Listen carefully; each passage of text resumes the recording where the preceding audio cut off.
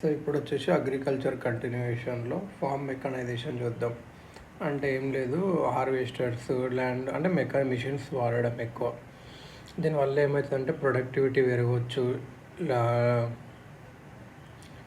Labour productivity పెరుగుతుంది, land productivity కూడా పెరుగుతుంది, అవుట్పుట్ పెర్ యూనిట్ టైం పెరుగుతుంది, ఎంప్లాయ్మెంట్ ఆపర్చునిటీస్ వస్తాయి like production, operation, repair, maintenance of machines ఇవి.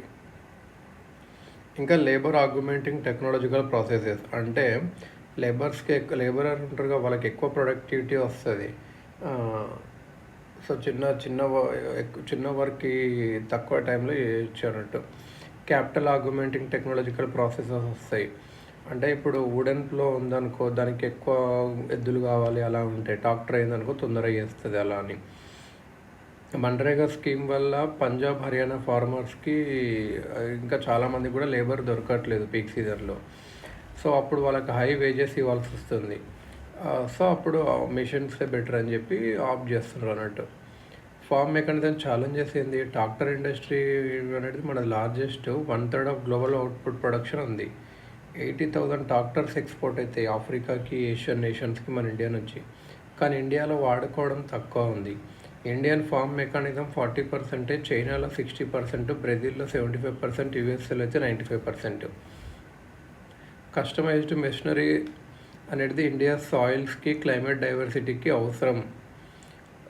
So R&D, make in India ఇవన్నీ అవసరం అన్నట్టు. స్మాల్ మార్జినల్ ఫార్మర్స్కి అంత డబ్బులు లేవు మిషన్స్ కొనుక్కునే అంత, కాబట్టి రెంటింగ్ సెంటర్స్ పెట్టాలి. ఒక 2017లో కృష్ణోన్నతి యోజన అని ఒక స్కీమ్ ఉండే. ఇది అగ్రికల్చర్ మెకనైజేషన్లో scheme, submission on agriculture mechanisation. Krishonnati Yojana, KRSHNOONNAT, Krishonnati Yojana ఇదన్నట్టు.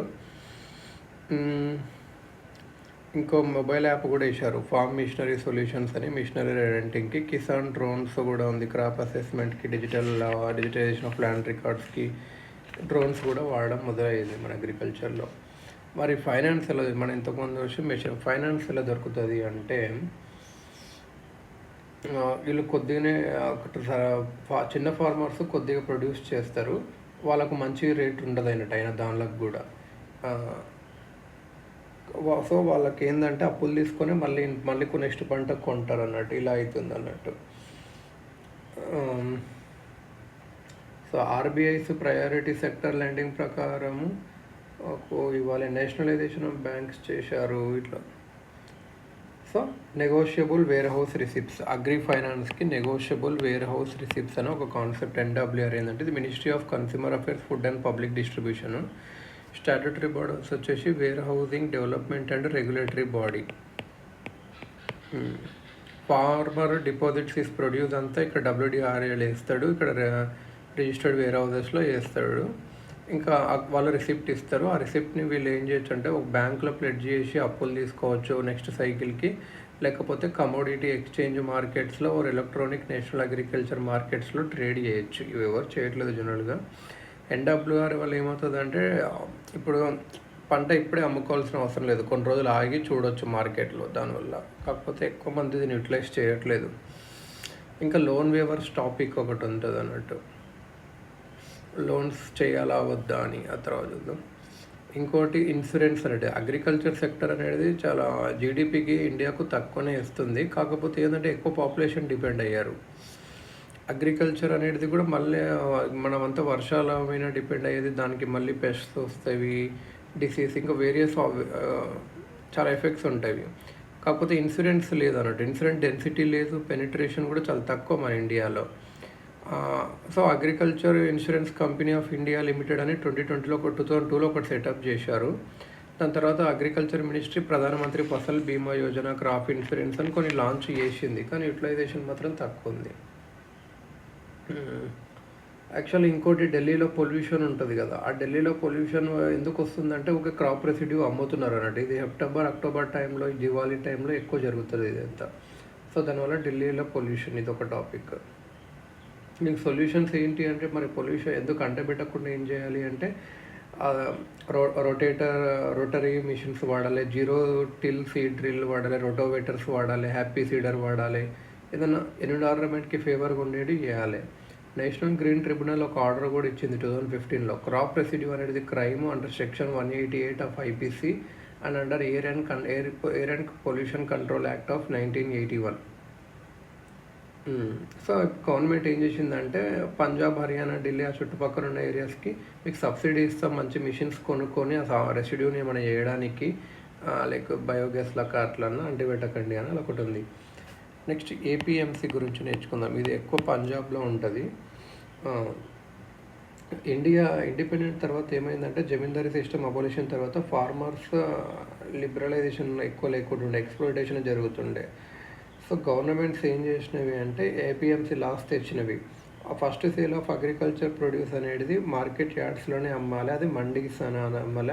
APMC అంటే అగ్రికల్చర్ ప్రొడ్యూస్ మార్కెట్ కమిట్స్, ఇక్కడనే అమ్మాలి అని చెప్పి. కానీ ఏపీఎంసీలో ప్రాబ్లమ్స్ ఏంటి అంటే ఏపీఎంసీ ట్రస్టీస్ అనే వాళ్ళు పొలిటికల్గా ఇన్ఫ్లుయెన్స్ అయింది. సో వాళ్ళు ఎవరైతే కమిషనింగ్ ఏజెంట్స్ ఉంటారో కమిషన్ ఏజెంట్స్ వాళ్ళతో వీళ్ళు కొమ్మక్క అయ్యేవాళ్ళు ఉన్నట్టు. సో దీనివల్ల ఒక కట్టెలు అయ్యేది, ప్రైస్ని మ్యానిపులేట్ చేసేవాళ్ళు, ఫార్మర్స్కి మంచి రేటులు ఇచ్చేవాళ్ళు కాదు, తగిన రేటు హోర్డింగ్ చేసేవారు, ఆర్టిఫిషియల్గా క్రియేట్ చేసేవాళ్ళు షార్టేజ్ని మార్కెట్లో. దానివల్ల ఏమవుతుందంటే ఇన్ఫ్లేషన్ పెరిగేది, అప్పుడు అమ్మేవాళ్ళు, రేట్లు పెరిగినప్పుడు అమ్మేవాళ్ళు. ఏపీఎంసీ ట్రస్టీస్కి వాళ్ళకి స్కిల్ కూడా లేదు, ఎలా ఇది ఫుడ్ ప్రాసెసింగ్ ఇండస్ట్రీస్ మీద దీనికి ఎలా అని. మండీలోనే మళ్ళీ మల్టిపుల్ ఎంట్రీ, మళ్ళీ ఎగ్జిట్ అండ్ అదర్ ఫీస్ చాలా వేరే ఉన్నాయి. సో మోడల్ ఏపీఎంసీ యాక్ట్ అని ఒకటి ఉండేది. అగ్రికల్చర్ అనేది స్టేట్ సబ్జెక్ట్ కాబట్టి ఓన్లీ సెంట్రల్ అనేది మోడల్ ఇవ్వచ్చు. సో గవర్నమెంట్ ఒక మోడల్ ఇచ్చింది ఏపీఎంసీ యాక్ట్ 2003లో. అక్కడ ఏంటంటే ప్రైవేట్ ఎంటర్ప్రీనర్స్, కోఆపరేటివ్స్ని అలో చేసింది.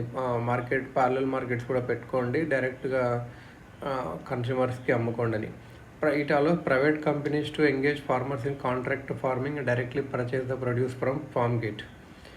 దాని తర్వాత 2017లో model agriculture produce and livestock marketing act APLM act 2017 వచ్చేది. ఇంత బెటర్ ఫీచర్స్ ఉన్నాయి మోడల్ యాక్ట్, ముందు ఉన్న మోడల్ యాక్ట్ కన్నా. Agro commodities, livestock, fisheries అన్నీ కవర్ అయ్యాయి.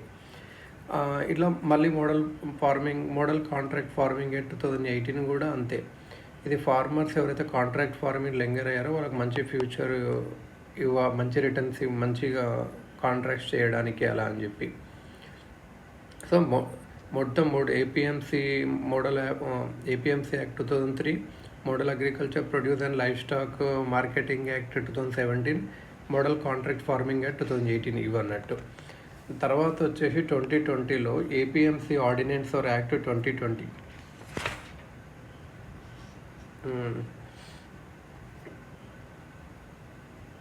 దీని మీద కొన్ని క్రిటిసిజమ్స్ ఉన్నాయి. ఫార్ములా సపోర్ట్లో మోడీ గవర్నమెంట్ వాళ్ళు ఇంట్రొడ్యూస్ చేశారు కదా, దాని గురించి మనం చూసాం. దాన్ని యాక్చువల్గా విత్డ్రా చేశారు, కాకపోతే జస్ట్ ఒకసారి చదువుదాం అసలు ఏముంది అని. అందులో స్టేట్ ఏపీఎంసీ యాక్ట్లో the provisions for trade within the స్టేటే ఉంటుంది. యూనియన్స్ ఆర్డినెన్స్ యాక్ట్ ఏదైతే 2020లో వచ్చిందో అందులో both intra and inter state ఉంటుంది.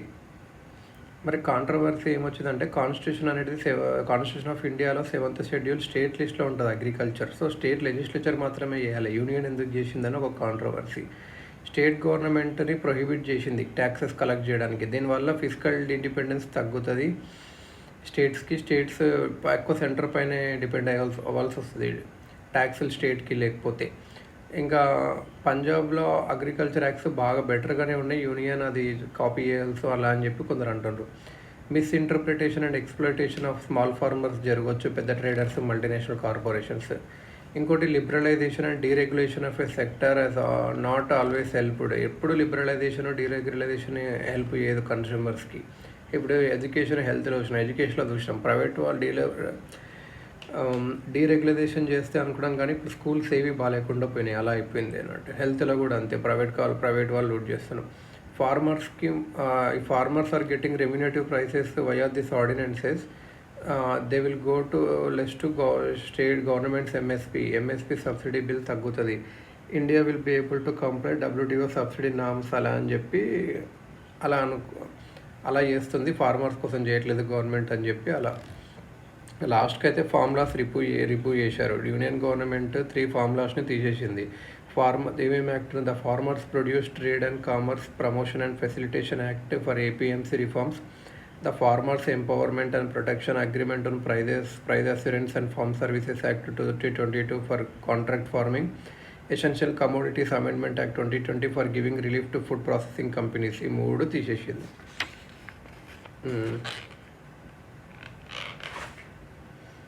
ఇదన్నట్టు ఫార్ములాస్ రిపీల్ చేసింది.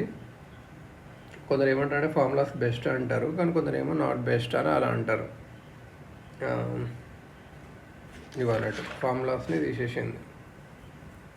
ఈనామ్ అంటే ఏంటంటే ఈ పోర్టల్ అనేది లాంచ్ అయింది, జస్ట్ నేమ్స్ ఎక్కే కానీ ఎవరు వాడట్లేదు ఇందులో, ఈ నేషనల్ అగ్రికల్చర్. ఇంకోటి గ్రామీణ్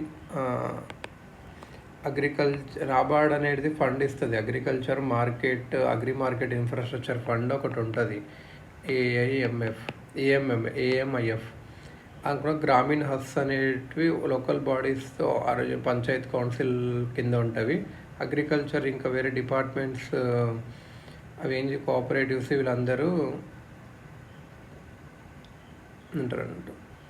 వాళ్ళు ఏం చేసినట్టే గ్రామీణ హత్ని గ్రామ్స్గా మారుస్తాము, ఈనాంతో లింక్ చేస్తాము. సో ఫార్మర్ నియర్గా గ్రామ్ హత్తుగా అమ్మొచ్చు instead of transporting to APMC అలా అని అన్నారు, కానీ ఇదేం జరగలేదు. అవుట్ సైడ్ ఇండియా ఎక్స్పోర్ట్ చేయడం ఇలా అగ్రికల్చర్ ఎక్స్పోర్ట్ పాలసీ ఏంది 2018ది. అగ్రికల్చర్ ఎక్స్పోర్ట్స్ డబల్ చేయాలి అని ఒక టార్గెట్గా పెట్టుకున్నారు. మనం వేరే వేరే ఐటమ్స్ కూడా ఎక్స్పోర్ట్ చేయాలి, కొన్నే కాకుండా వేరే వేరే కంట్రీస్కి కూడా చేయాలి. వాల్యూ యాడెడ్ అగ్రికల్చర్ ఎక్స్పోర్ట్స్ ఎక్కువ చేయాలి అనుకున్నారు, అంటే రోస్టెడ్ క్యాష్యూ ఇలాంటివి. ఎక్స్పోర్టర్స్ని వాళ్ళకు ఎస్పీఎస్ ఇష్యూస్ ఉంటాయి కదా, sanitary and phytosanitary issues, అవి సాల్వ్ చేయాలి. సో దట్ వేరే కంట్రీలు మన ఐటమ్స్ని బ్యాన్ చేయవు.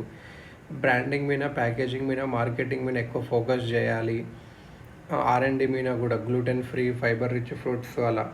ప్రైవేట్ ఇన్వెస్ట్మెంట్స్ని ఈజ్ ఆఫ్ డూయింగ్ బిజినెస్ ద్వారా ఎంకరేజ్ చేయాలి అని అట్లా అనుకున్నారు.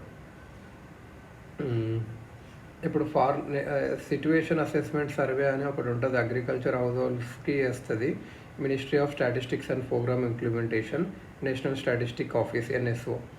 ఇది situation assessment survey, SIS survey. దాని ప్రకారం ఏంటంటే అగ్రికల్చర్ హౌస్ హోల్డ్ ఇన్కమ్ కొద్దిగా పెరుగుతుంది. హైయెస్ట్ ఎవరికి వస్తుంది అంటే మేఘాలయ, పంజాబ్, హర్యానాకి వస్తుంది. లోవెస్ట్ ఎవరికంటే జార్ఖండ్, ఒడిశా, వెస్ట్ బెంగాల్కి వస్తుంది. ఫ్రాగ్మెంటేషన్ అయితే పెరిగింది. నాబార్డ్ ఏం చేసి ఇన్కమ్ సపోర్ట్, నాబార్డ్ అనే all India rural financial inclusion survey release చేసింది. All India rural financial inclusion survey. అందులో 21 crore రూరల్ హౌస్ హోల్డ్స్ ఉన్నారు, వాళ్ళలో 10 crore అగ్రికల్చర్లో ఉన్నారు. ఫార్మింగ్ అనేది ప్రాఫిటబుల్గా లేదు ఇండియాలో. చాలా ఫ్యామిలీస్ 10,000 కూడా సంపాదించట్లేదు అని అన్నది అన్నట్టు. సో కొన్ని గవర్నమెంట్స్ టార్గెట్ పెట్టుకుంటే డబుల్ చేయాలని, దాని ప్రకారం 10% గ్రోత్ కావాలి, మనం 5% కూడా అవ్వట్లేదు. సో అది జరగలేదు అన్నట్టు.